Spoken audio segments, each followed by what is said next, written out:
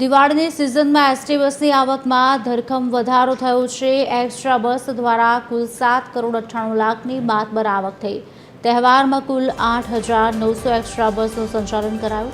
દિવાળીના તહેવાર પર ઓનલાઈન બુકિંગમાં પણ નવો રેકોર્ડ। એક જ દિવસે 1,33,000થી વધુ સીટનું ઓનલાઈન બુકિંગ।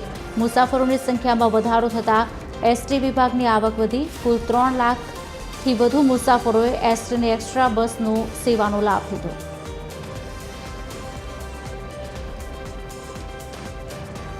જેમાં નિગમ દ્વારા કુલ 8,900 જેટલી એક્સ્ટ્રા ટ્રીપોનું સંચાલન કરી કુલ 4 લાખ જેટલા મુસાફરોનું વહન કરવામાં આવેલ અને જેમાં નિગમને 7.98 કરોડની અંદાજિત આવક થવા પામેલ છે, જે ગત વર્ષની સરખામણીમાં ગત વર્ષે 8,600 જેટલી ટ્રીપો સંચાલિત કરવામાં આવેલ અને 7 કરોડ અને 8 લાખ જેટલી આવક લેવામાં આવેલ, જેના કમ્પેરમાં ચાલુ વર્ષે આવક અને મુસાફરોની વધારે વહન કરવામાં આવેલ છે।